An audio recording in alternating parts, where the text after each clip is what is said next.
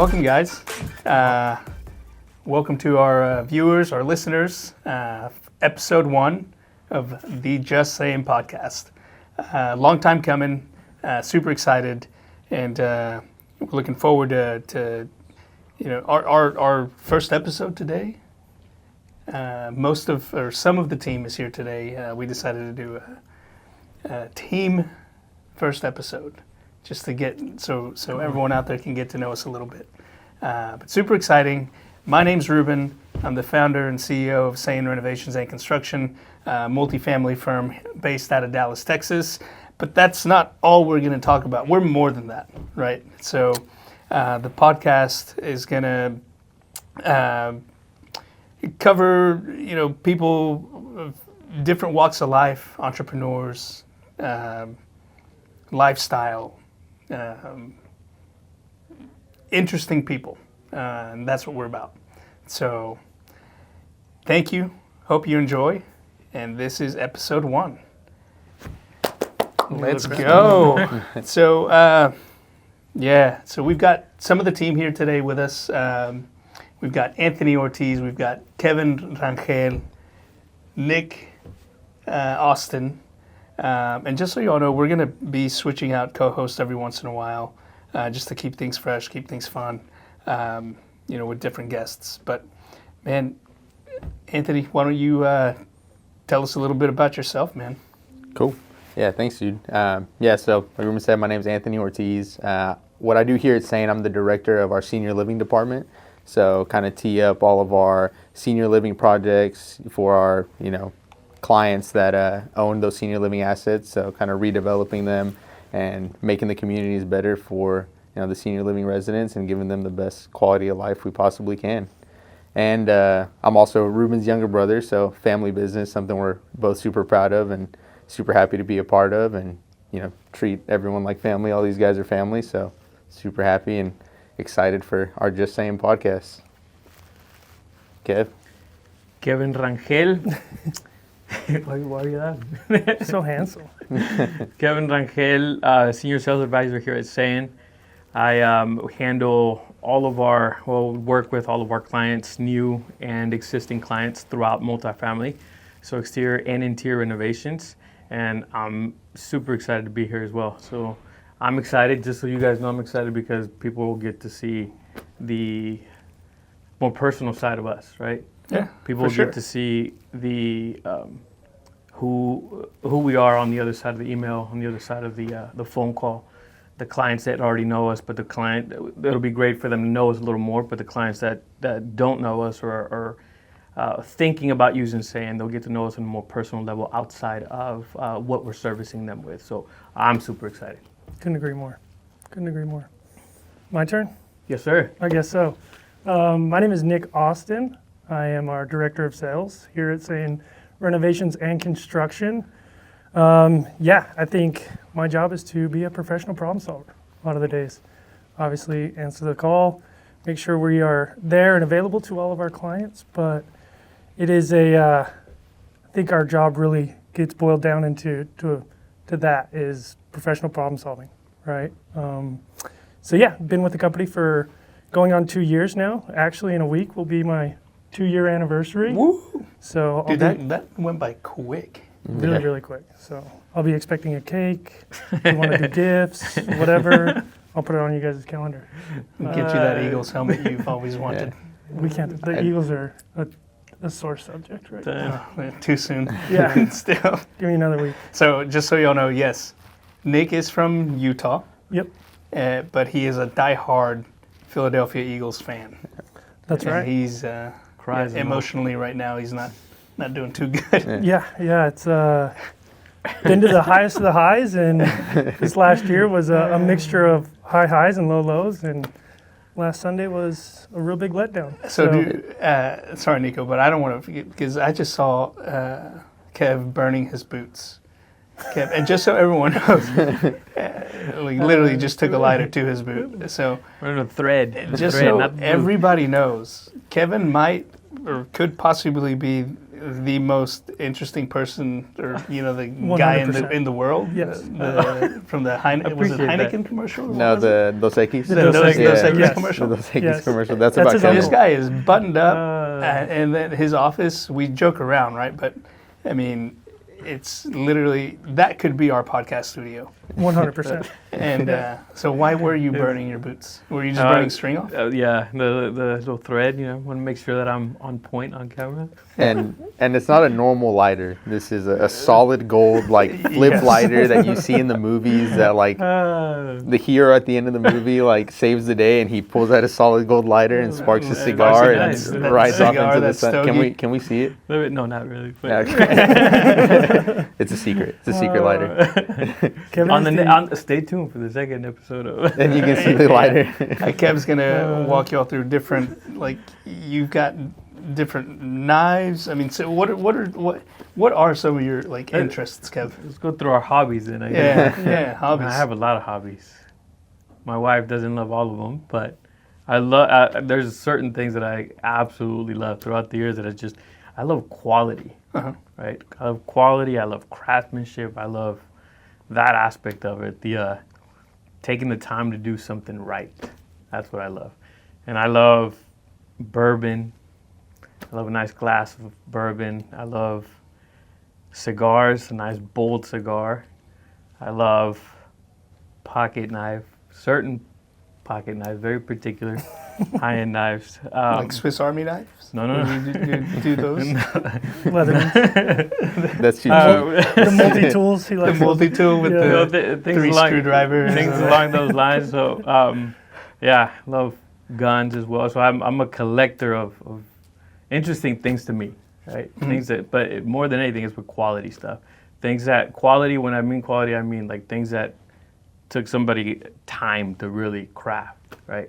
That's what I love, which I can always relate to what I do on a daily basis. I look at things and I look at it like, okay, somebody built that, and somebody went through this process to build it. So it all relates, like my hobbies and how I apply that to work. Both, it's just who I am. That's just Right. it's what I like. It's what I love. It's been the truth too. I think Kevin's somewhat new to the group, and I think it translates throughout his entire life. From the get-go, he's so detail-oriented, and he wants to make sure that. I think it probably permeates throughout your entire life, right? But we get to see it a lot at work, where that same eye for detail and quality of craftsmanship gets to come through, and it's been an amazing fit, I think, for us. But on the other side, for me, being able to office right next to him, whenever I'm stressed or just man, got to get out of my head for a second, or had a bunch of phone calls, I can just go into Kevin's office. I can sit down and play with all of his cool trinkets that he has. He's the Or epitome just of go in there and take a deep breath. yeah. It smells so good. It does so good.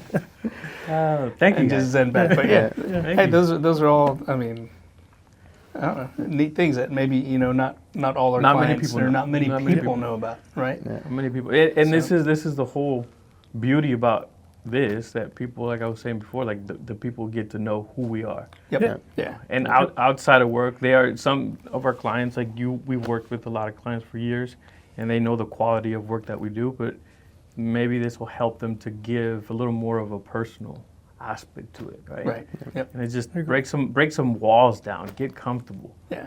And I personally feel like when people get comfortable, they're able to open up a little more, not just personally, but also in work. Yeah. Sure. What they Work need. conversations need. take a whole different turn, right? Yeah. So, and that's, I mean, that's how we get close to one another. Yep. Close to what they really need. Yes. Right? Yeah. Sometimes clients keep it to themselves, right? They don't really they don't maybe sometimes feel comfortable with certain people to say, hey, this is what I need, or you messed up here, or don't give you the feedback because they don't feel comfortable.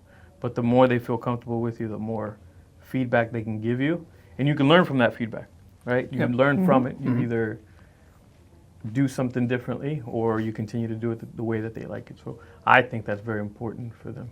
This is why I'm excited about this. Yeah. Yeah. No, for sure, dude. Yeah, for sure. Especially with a lot of our projects, they're not they're not smaller projects. These are 3, 6, 9-month projects sometimes, Yeah. even a year plus projects. And, a client being able to see this and getting to know us and, like Kevin said, getting comfortable with us even before, signing that contract. Because once you sign that contract, if it's a year project, we're in a relationship for a year together. Like we're going to have to, True. we're going to deal with each other for a long time. But you guys are right. And I think, yes, we're signing, most of our projects are long term. They're long projects, right? Several months, few months, a year, 2 years, whatever it is. But I think that's also one thing that sets us apart is once they sign that contract, there's never like a second guess or feeling of, oh man, these guys are going to be difficult to deal with. No. I mean, I think we're completely different in that regard of most of the time, I'd say all the time, people are excited to do business with us. I'd agree. Yeah. I definitely just, take a different approach to it. And I think that's where a lot of our job comes in, right? I think we've all been through it with a bunch of different clients where each client has a different idea of what they want out of that project, right? And being able to open up that dialogue early on, understand certain expectations that we have, that they have for us, essentially makes that whole project roll so much smoother. Because I think the easiest problem to solve is the one that you solved before it started, right? Way before, yeah. Yep. And I'm a big believer of there's really no problem that we can't solve. A lot of times it's usually the simplest solution, but when those things aren't communicated or we don't have that relationship, that's where it gets difficult. And I think that's where we've done an incredible job of setting ourselves apart in our industry, that dialogue is opened early and often, and people are excited to work with us. And that's the fun part of it, right? Yep. Absolutely. Yes, it is. So, dude, Anthony, yes, Anthony is my younger brother, but and we've got like 15 years difference, right? Yeah, I think so. I think you're 15. So, dude, tell us, right, and for those that are listening or watching, where'd you grow up, and what shaped you early on? Dude, so for me, born and raised here in Dallas, a small town east of Dallas called Roy City. So super small, like kind of everyone knows everyone type of community. So that was cool to grow up in. But that's where I was raised, and kind of what shaped me early on, and throughout my entire life has always been my family. Like, we've been super family oriented always. Our parents raised us to be a super tight group. And it's always been that way, and it continues to be that way, and something I'm super grateful for. But aside from that, kind of normal upbringing. Elementary school, played sports all throughout elementary school, middle school, high school. I played soccer, so super competitive, and love being in that like group environment, kind of building with your team and succeeding with your team. But kind of I feel like a pivotal moment for me that kind of changed my trajectory was during high school. Like when I graduated high school was 2020, peak COVID. I had a scholarship to play football. Actually, I was a kicker, and had a scholarship to play, and that was all I was focused on. It was, I'm going to go to school, I'm going to kick, and I don't know after that. Like that was my sole focus. But COVID hit, and bye football. The whole world shut down, and there was no more. I got a call from the coach, and he was like, "Hey, we're not going to have a football season next year. We still want you to come, but you're going to be on standby. When I call you and football's back on, like I expect you to show up." And after that phone call, I was like, man, I don't want to do that. Like, I don't want to just sit in a dorm room and not do anything. Like, that's not what I'm about. I want to be doing something. I want to be building. I want to be, getting after it in some way, shape, or form. And that's when, I remember I called Ruben and told him, because Ruben and I have always been super close, and, I called him for advice on what he thought I should do. And ultimately, Ruben's response was, hey, do whatever you want to do. We're going to fully support you with whatever you want.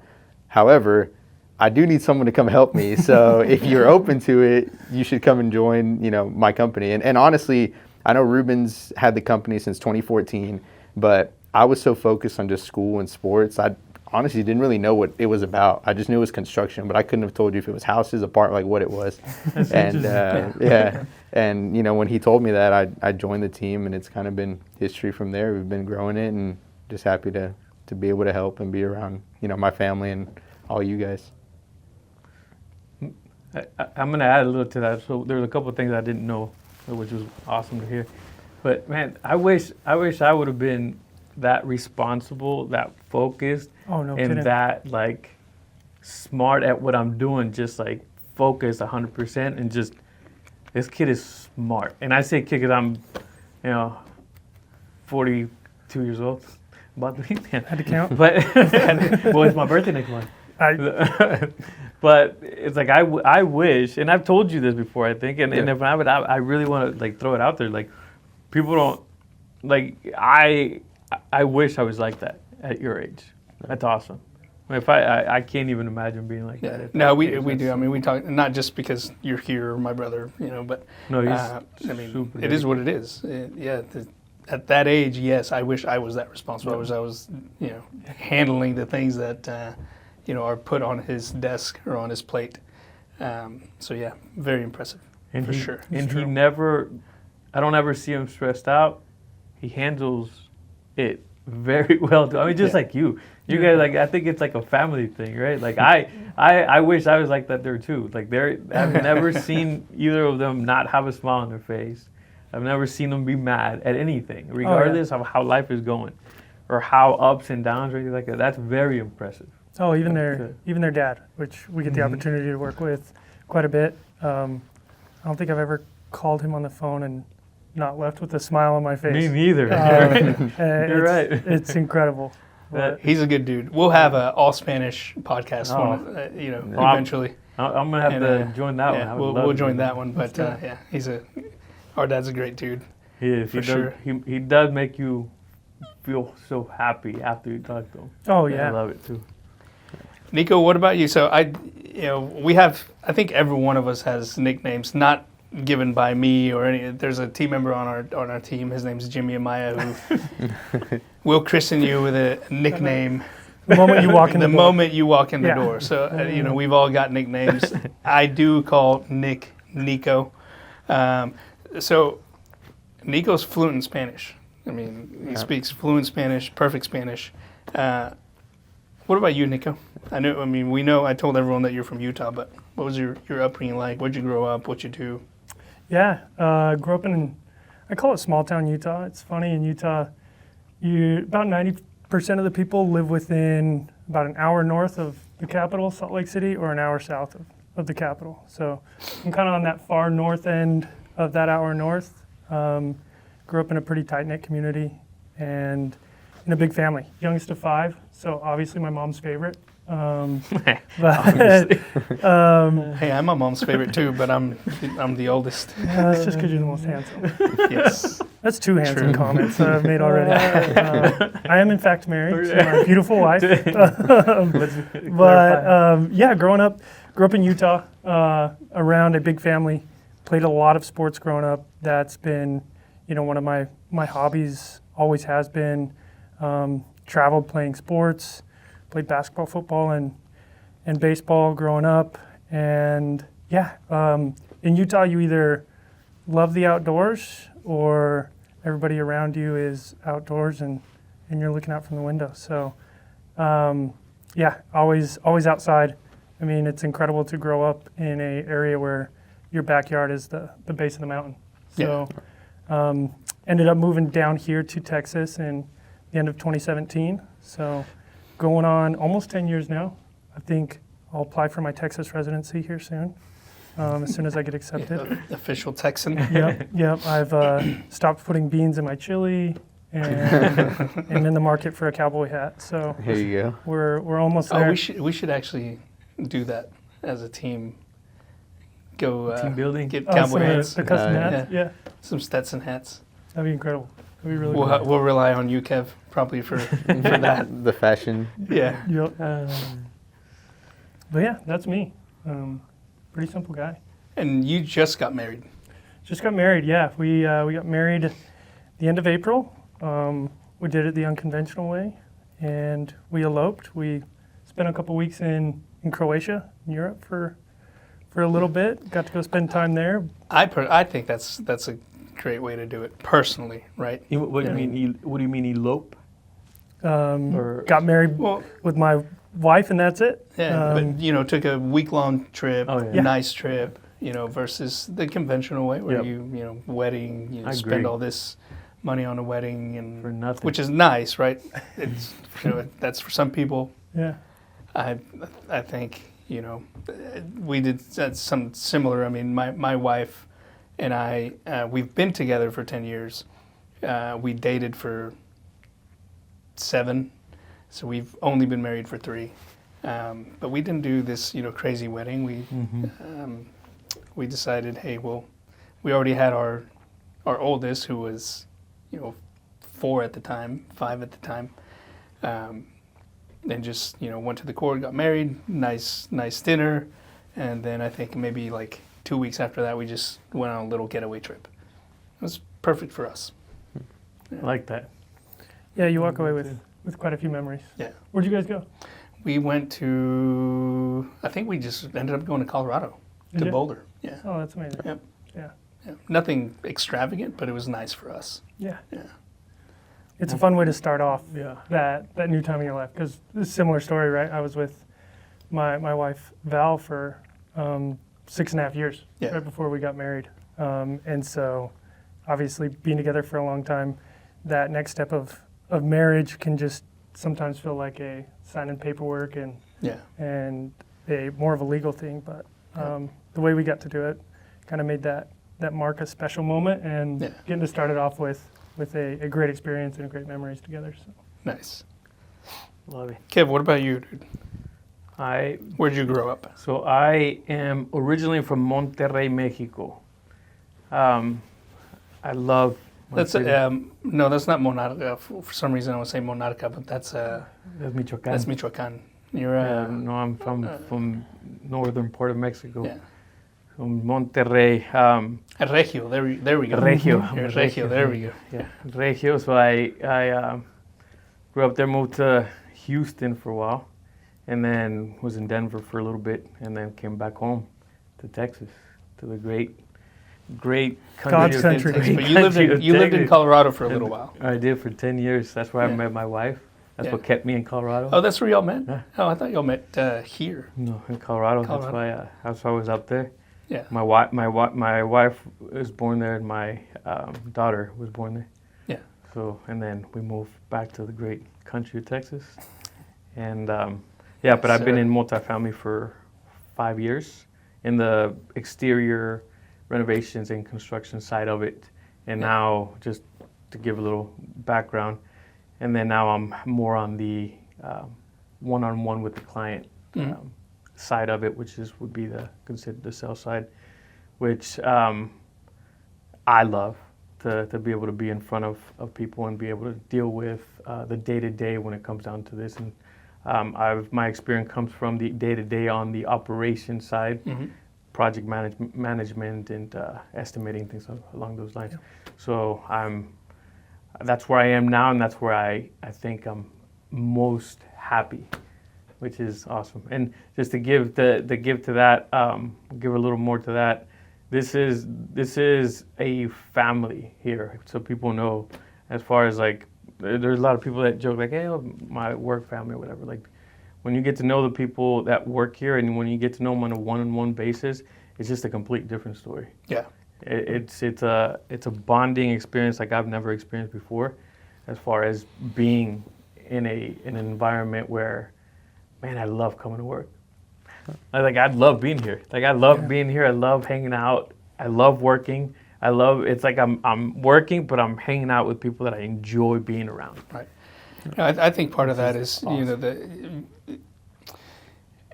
the genuine culture that we have, right? absolutely. That we've established, and I think obviously we see it here at work, and I think when you're truly genuine,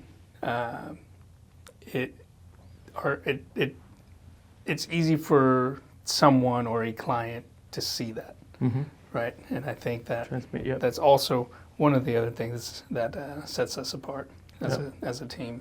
Absolutely. I personally came from, my career was in finance before construction, and to go from finance, which was wearing a suit every day. And it's like very uptight, very sometimes tends to be a older crowd, I guess you could say, right? To go from that to this side of construction of building and stuff like that, it's a different atmosphere, but I like this a lot better. Yeah.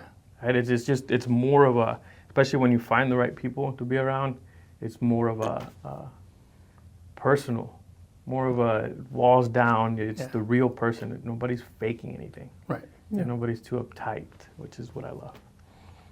Yeah, I think it's, dude. I mean, I think it's simple. We don't, and there's nothing wrong, right? I mean, we don't have it all figured out, and we don't.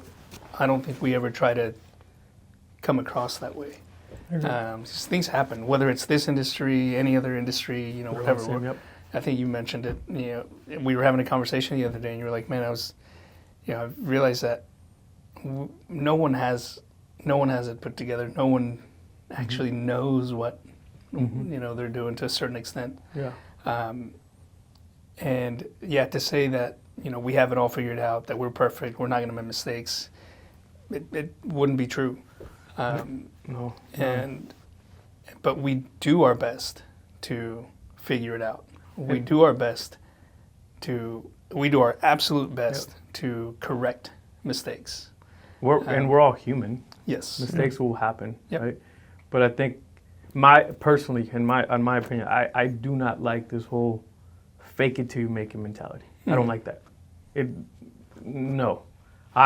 You guys know I'm the first one to tell you that if I don't know something, I'm going to go find out. Yep. And I will always tell the client what needs to be said. Hey, yes, this is this way. If not, hey, let me double check for you. Right. Right? Because I don't like I don't see a benefit of other than your ego to say to fake it till you make it. That's bull to me. Yeah. Yeah, I don't like that. That's not genuine. That's not.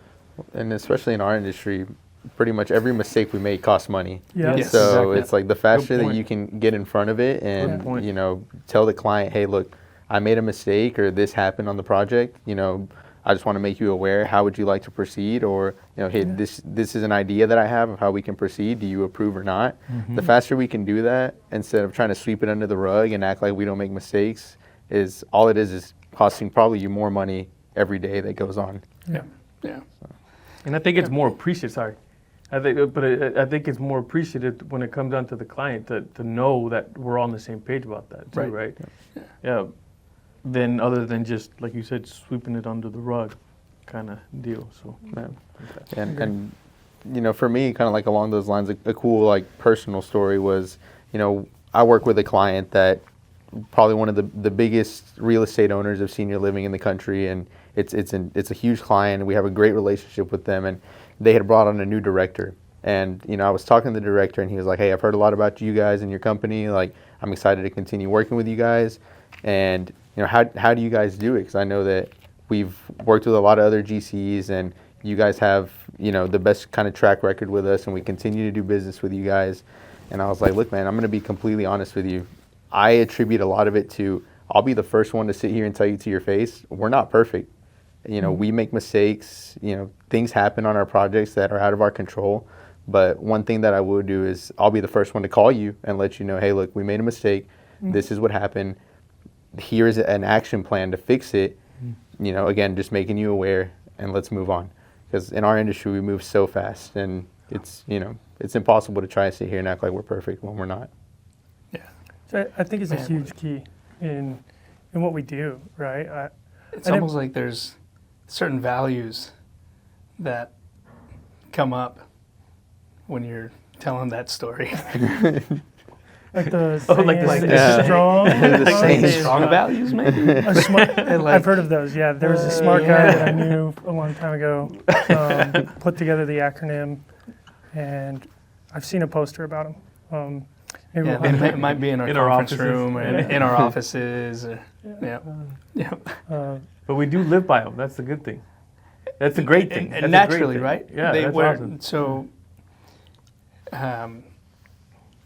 it's one of those things when, you know, I will. I'm very proud of our same values, right? And that is one of the things that I worked with a friend to put them together, and I wanted to make sure that they weren't just your cookie cutter, values that we often hear. And I needed them to be true to who the core of Sayan is, and I think they embody us perfectly. I agree. I'm a big fan of our industry, right? Even the construction industry, and I think it's very easy we see it all online, right? There's a lot, I think, in our industry of trying to bolster ourselves above somebody else, or always putting competition down to make ourselves feel better. You see that everywhere, right? I don't think you can see a video online of anybody doing some sort of repair and the comment section isn't filled with, that's wrong. This is how it's supposed to be done. But along with those same values and what you were saying earlier, Anthony, of just, and it's crazy. As a whole, as an industry, the bar is set so low when it comes to just overall service, right? Yeah. The trades and the solutions and everything else that goes into construction is a lot the same across the board, right? The way hardy is installed on the outside, whether the way concrete is poured on a foundation, there's industry standards, there's obviously certification standards, things like that. But when it comes to just answering the phone, saying when it's hard or when there's a mistake that happens and bringing those up early and then coming with a solution, it's crazy how far above that line you put yourself by just doing that, right? And I don't think here at Sayan anyone's ever interested in just being just above that line to say we're better off or we're better than anybody else. And in fact, I don't think I've ever heard that word said in our building. And it's funny, it brings me back to the first time that I actually ever sat in this building was Ruben. We were talking about steps moving forward and aligning and seeing if this would be a good opportunity for the both of us. And one of the things that stuck out to me immediately and stuck with me ever since was that he was only ever concerned about getting better and providing the best service, solutions, and remedies and answers that he possibly could. And getting bigger would be a byproduct of that, right? I think being part of a company, the goal is always to grow, right? To be able to bless more lives, to be able to bless the people inside of the building as well as outside. And in construction, we have that multiplied, right? We have the people here, we have the crews that work with us, we have our clients, and then we have, a lot of times in the multifamily or senior living space, there's the residents, right? Yeah, so one project affects, there's multiple layers. And to have that is always kind of in the back of my mind of the mantra of, and day by day just getting better and the growth will happen, right? And I think we've all seen that. In the past 2 years, I think in the industry has been some of the most tumultuous. That's a big word. That was my word of the day. I don't even know what that means. You've had that in your head since before we started this podcast. I wrote it I'm going to find a way to say that got a during little the podcast. I cannot wait to say this word when we're live. All right, guys. So sorry, everyone. Nick burnt out the cameras with his big verbiage.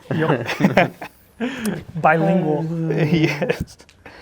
So, I'm curious. So what, obviously, Anthony, COVID and it was just timing, right? That brought you into this industry. But what brought you into multifamily, Kev? Nico, what brought you into multifamily? Want to go? I'll go. You got it. So what brought me is, this was, COVID area. COVID Era. Era. Let's put a little disclosure. That's a big word too. So. No, let's put a little disclosure. So I am Okay. from Monterrey. English is not my first language. So I do tend to mess up on words or take a little longer to try to translate it in my head before it comes out. It's perfect So- because That's fine. Kevin helps me with my Spanish, and And we all speak Spanish here. So, fluently. so if I mess up, I just need some help. Just people out there so they know as well. You guys know and you guys help me out. But so what brought me into multifamily? I've always been in the sales industry, Mhm. right? Finance industry was the last industry. Did a little bit of oil and gas as well, but always in the sales side of things. COVID happened, and I love Texas, and I was living in Denver, Colorado with my wife and my daughter. Daughter was getting ready to go to school, and I wanted, in our family, we have very strong values that we go, that are Are non-negotiable. they the saying strong values? That too. That's a part of it too. Wait, does your daughter know them yet? Because if she doesn't, we need to She change needs We to have- that. we recite have them problems. every morning for us. We have problems. But so we have some standards, and my daughter was about to start school, and COVID, the craziness with COVID was happening. Different states were handling it different ways. Yeah. My family's here in Houston, in Texas, and the plan was to move back after COVID happened because of the craziness. So that's the opportunity was in front of me to join multifamily as in the sales side, and it was going to bring me to Texas, specifically here to Dallas. So we did our research about Dallas and where we wanted to live, what we wanted for as a city and as a home, and it just turned out to be the perfect, most wonderful blessing that we could have had. So that was our transition from state to state to get me, and it got me into multifamily. But it was an opportunity that came out, but also in the sales side that got me into multifamily renovations, construction from the whole COVID era. And haven't looked back. Haven't looked back since then, and I wouldn't. Yeah. Like I said, like I compared the two industries, and it's just like it's completely different. Like the people, the way that things are handled is just more of a real. And to go back like to man, I love like our trades. Yeah. Like I love our people that we work with, like specifically my people. Yeah. You know, and this is one thing that I can say about the difference between the two industries here, and especially that can relate it to Sayan. So Sayan here is it's a family, family-owned business. It's a family. It's family that works in here, and it's that whole atmosphere is completely different. It's more personal than your finance. You're suited up and being straight and not hunched over on a daily basis, kind of deal. A little too Stuffy rigid. or whatever Yeah. word you want to use, but that to me is such a great difference where you get to experience that family experience with these type of companies, but not with every type of company. That's Right. true. Yep. It's extremely important, and it's why it's a blessing for me to say and be proud to be here. Yeah. Right, because like we've talked about, like Ruben Senior, and everyone that is involved with this company that we touch base on a daily basis with. It is a family business. Yep. Right, and it's a personal relationship, and it's not like that in every business. So that's what brought me to multifamily, and and That's this is how what you, kept you me. ended up. Yep. And this is what Here, kept me with us. This is that type of atmosphere is what kept me, and this is what will keep me specifically in Sayan for the rest of my career. Heck yeah. Nico? Yeah, I think like a lot of people in the multifamily space fell into it, right? Yeah. Just a happy accident. So when I first moved down here to Texas, obviously was after I came back from serving a LDS mission in Mexico. Yeah. Spent 2 years there, and then was looking to kind of get outside of the Utah bubble. Like I said, everybody kind of lives within a. That's what I thought you were doing when I first saw you walking up those our stairs. Yeah, no, Mission. I was, It was He was, mission. he was going to try to convert us. yes, and lo and behold, converted. So, You got converted. yes, exactly. Yep. Dive 2 feet in. So, yeah, moved down here to Texas. I was looking to obviously get outside of that bubble of only being in my hometown for the majority of my life, and followed a friend down here and immediately got put into some sales positions. Yeah. And always looking to continue to grow and see what the next step in my career was. Mm-hmm. And so a lot of times that leads to traveling, right? Being willing to go wherever the job calls. And that's what pretty much did for the next really 6 years, was for different sales organizations and home service companies. Was, man, I spent time in Ohio, in Denver, actually, in Colorado, in the different metroplexes here in Texas. And man, it really felt like after a while, just coming home, being with my then girlfriend, was like having to go on a vacation just to come home, right? And I had some experience in the trades in high school. One of my best friends, his family are framers, and so spent some summers doing that. So I had a good understanding of the construction industry, and obviously being in the home services as well, had a good understanding of what construction is and the steps and the processes. And my then fiance was getting ready to graduate from her doctorate program to be a chiropractor. I was like, man, we got to find I can't keep traveling. Can't keep just going from the next thing to the next thing. We wanted to definitely set down some roots and start to, call a place home.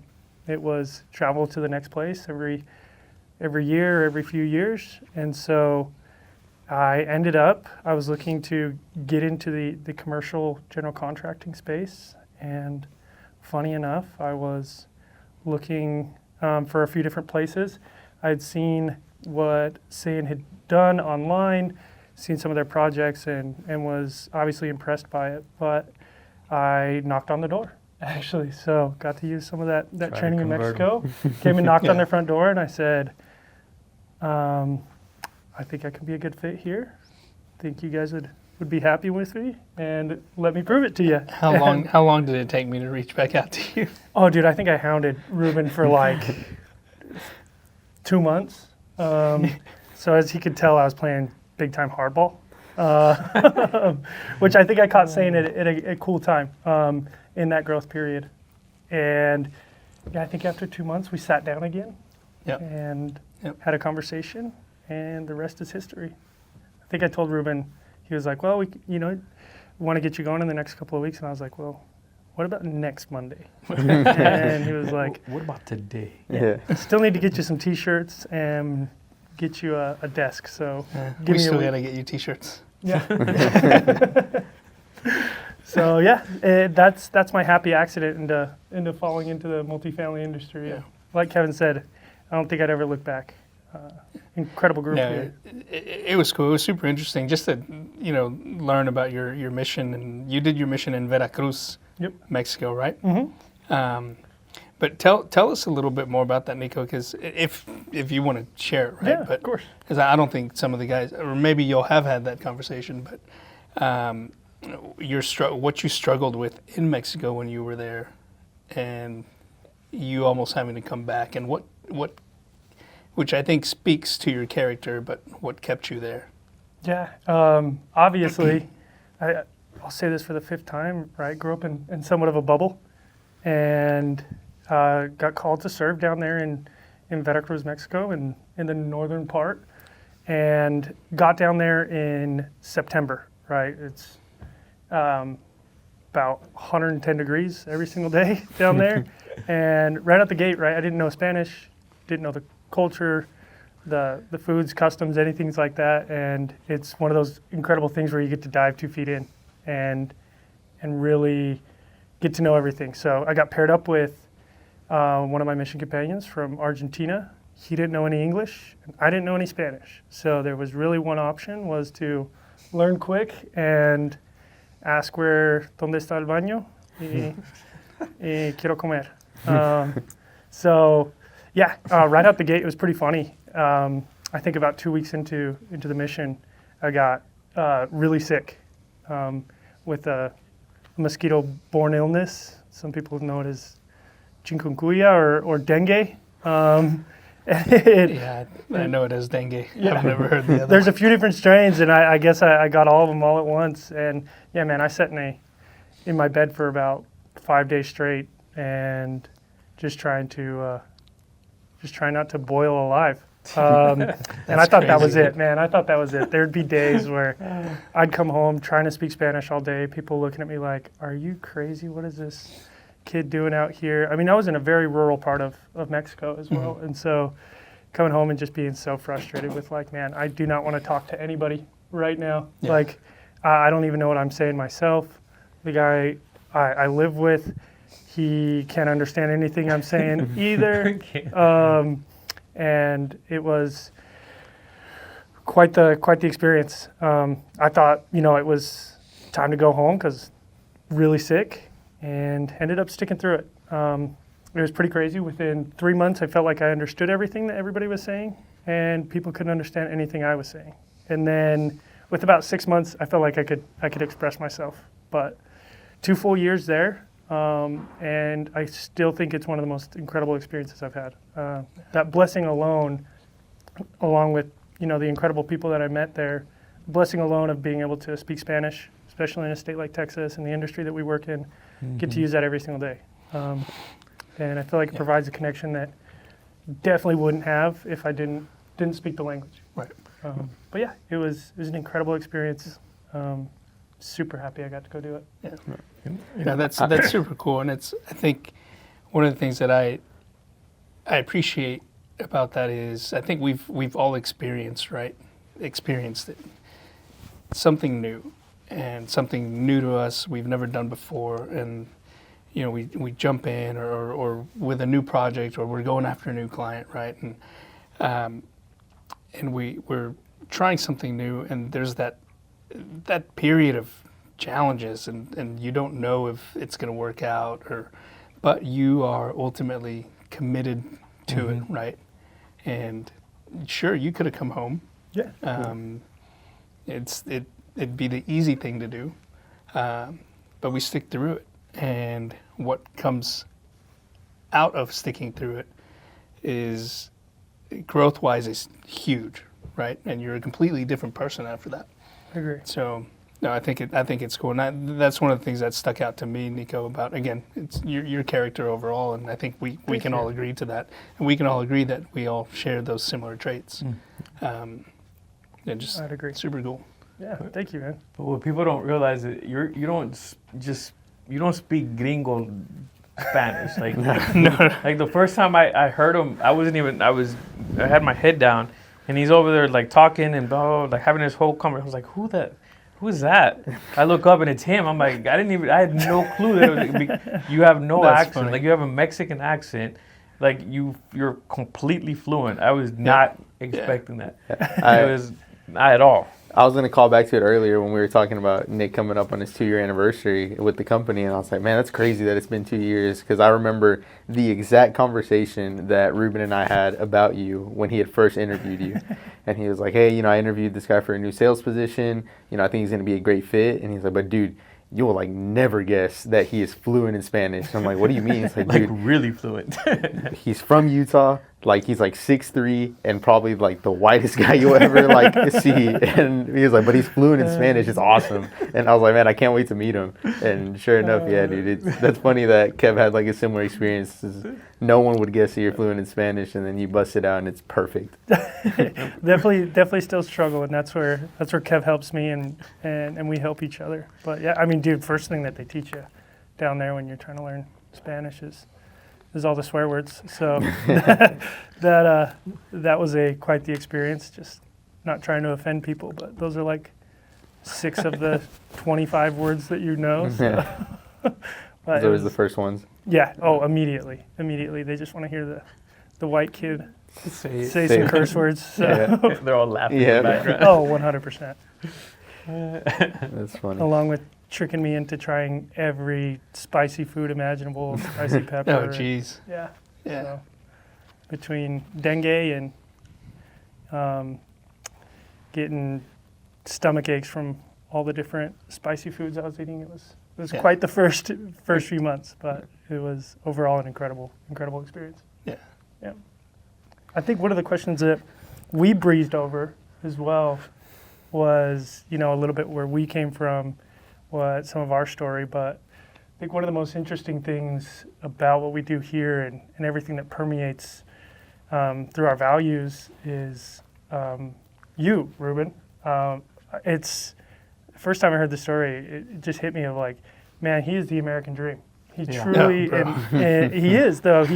His story, his life talks about that. It embodies that. And so, I mean, do you mind sharing some of your story of growing up, how this all came to be? Sure. No, I mean, not at all, dude. Well, I mean, yes, it's weird, right? Like when I try to talk about myself or tell my story, I'm almost like a little bit of a loss for words, just because I'm not used to it. Like I don't. Mm-hmm. But yeah, so I'm born in Mexico, born in Durango, Mexico, and migrated to the U.S. when I was, I'd say about 4 or 5. We came to Dallas, and this is home. This is where I grew up, and I mean nothing crazy, right? Similar to you guys grew up playing sports. Grew up playing very competitive soccer. I tried going to college for like a week or 2, and it didn't work out for me. And for the longest time, you hear about, hey, you got to go to college, you got to go do this if you want to be successful, all that stuff. And it wasn't for me, man. It just didn't work for me.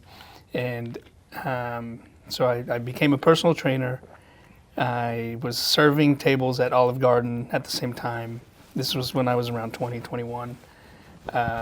You do look kind of Italian. So. Oh, thank you. I'll take it.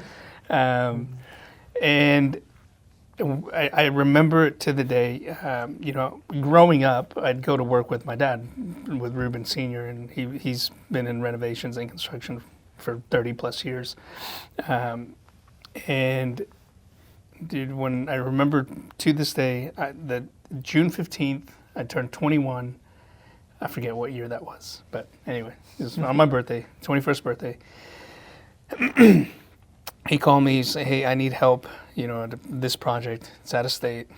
And just the night before, I was like, man, I got to do something. And, I got that call from him, and I was like, okay, all right, this is it. I'm going to commit to, working with him and helping him out. So I took it on, flew out the very next day, out of state. It was in Indiana. And that was my first official, right? Hey, this is going to be maybe a step towards my actual career. But I always knew that I wanted to do my own thing. I wanted to work for myself. I wanted to do something business-wise. I didn't know it at the time, right? The word entrepreneur. But I started working with him. Learned more than I had learned growing up, just going up, picking up trash and paint buckets, stuff like that. Learned the trades, and I did carpentry work. I was on the ladders, painting, doing all of it. It was never my favorite. I always appreciated the work. I mean, the work that the crews that we work with, the work that our labor, that our vendor partners do with us is incredible. And fast forward a couple years, managed some big projects, and then in 2014, I decided to take that leap of faith and start saying. And now we're sitting in a podcast room, In our office. with an incredible team, and super grateful for it, and excited for what's to come, and excited for what's next, excited for our clients, our new clients, excited and happy about the path that we're on. So That's amazing. I mean, really did get the college education on site, Yep. right? yeah, Mm-hmm. And Yep. I remember when you were studying for the national contractors exam. And the NASCLA dude, bro. beast. How many books? You became a hermit for like 3 I did. weeks. Yeah. Yeah, it's like 24 books. Like some are like that thick. And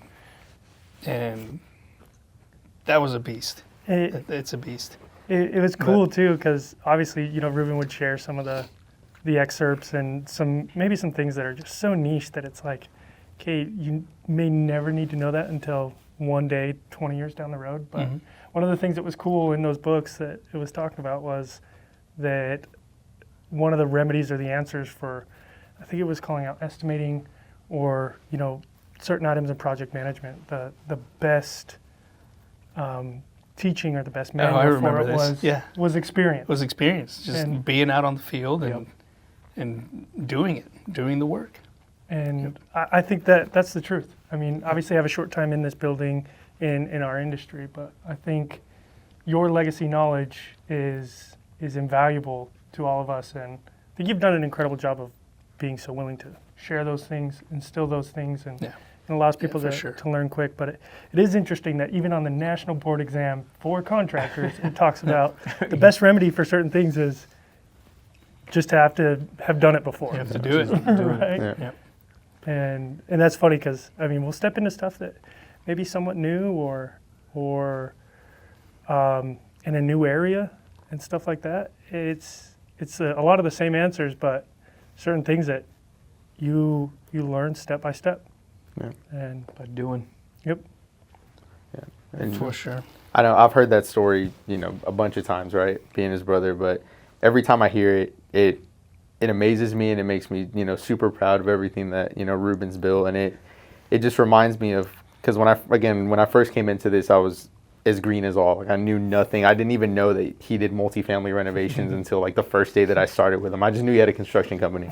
But I remember, like in high school before I started my career, I thought being a business owner was this crazy, like high-level chess of, moving people around and thinking 20 years into the future, and you have all the answers because you're the CEO and you're making these crazy moves every day. And that's what I thought like a CEO or a business owner was, which there is some truth in that. But the thing that, with Ruben, that's super cool and super interesting to see how he operates day to day is just like a lot of it's, hey, I'm going to show up and do what's right and follow my values and do what I think is right for my people and my business.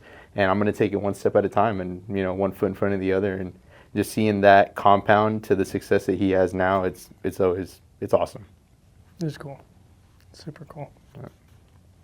It definitely Well, is. sweet, guys. Definitely is the American dream, though, when you think about it. Yeah. So I think we're all proud Yeah. Yeah. to be a part. That's fun times, guys.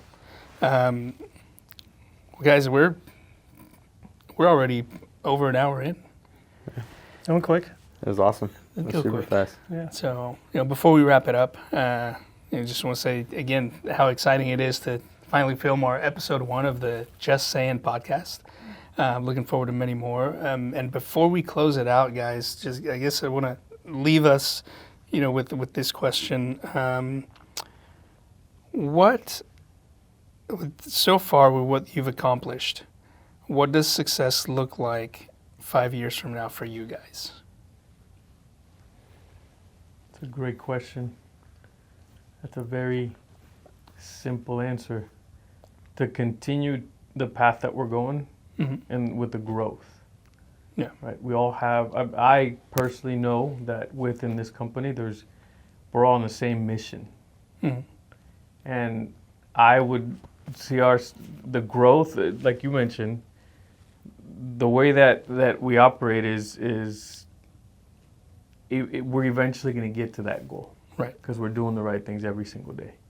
And I think that's, to me, that's success. The growth that we're going to see in the next few years. Yeah. But doing it on a daily basis and just actually doing what we stand for on a daily basis. Yeah. I think that's Yeah. success. And we'll see Step that at a time. success. What was be it called from your presentation? The Kaizen method. The Kaizen method. Yeah, 1% better, right? every day. Yep. Every day. Yeah, I think along with what Kevin said, I think success, the growth, the new locations, the new projects, new clients, all of that will come. I think what success looks like to me in 5 years from now has the same feeling, right? Yeah. The same feeling of the collaborative work environment, of Mhm. the first to solve the problem and first to come up with a solution and continue to have the best idea wins.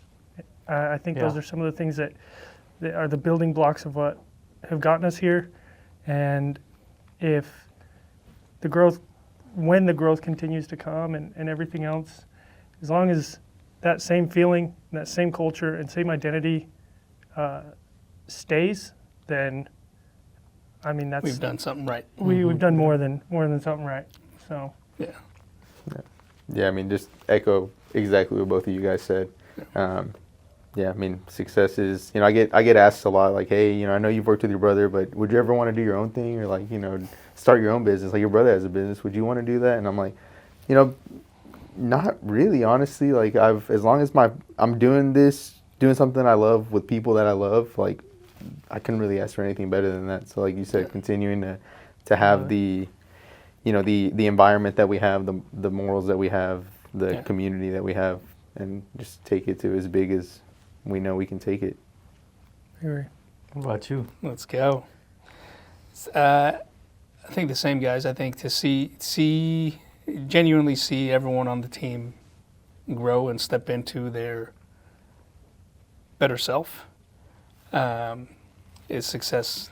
It is honestly, I will consider it part of the overall success, and to not lose the truth about our values and our culture, no matter how big we get.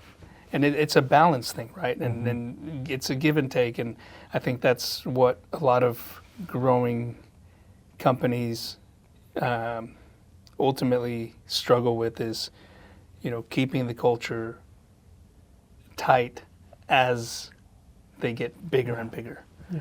And that's one thing fundamentally that I don't want to see us ever lose or change. And it starts with the people that are part of Sayan, that are insane. Not insane, insane. But you do got to be a little crazy sometimes. There's definitely a part of that. Yes. But, yep. Well, with that, guys, first, the JustSayan podcast in the books. Guys, for the first-time viewers, listeners, so I know some of our friends are going to watch this, clients, some for the first time, are getting to meet us and know us. If anyone has questions, if anyone needs to reach out to us, how do they reach out to you guys? Yeah, I mean, What do we? We do have some cool things in the works, obviously with our online presence, but obviously you can find us online at sayanconstruction.com. Our social media handles are @_JustSayan, so similar to the JustSayan podcast. And then you can find us, each one of us here. We'll link our contact information. Be able to reach out to us, but LinkedIn as well. There's plenty of places. If you can't find us at this point, we're Doing something can't wrong. really help you. Yeah, we can't help I'm joking. you. We're easy to find. But yes, open invitation. Obviously, we look to be consultants in the space. Yep. So questions, ideas, things that you just want to run by. We're all open ears. a plethora. Ooh, another big word. Oh, it's 2 for 2, Nick. Yeah, good. 2 for 2. Hurry, wrap it up before the camera overheats again. You're about to break the camera again. But we're blessed to have a very different experience from each one of us, and so there's the answers in the building. So reach out to us.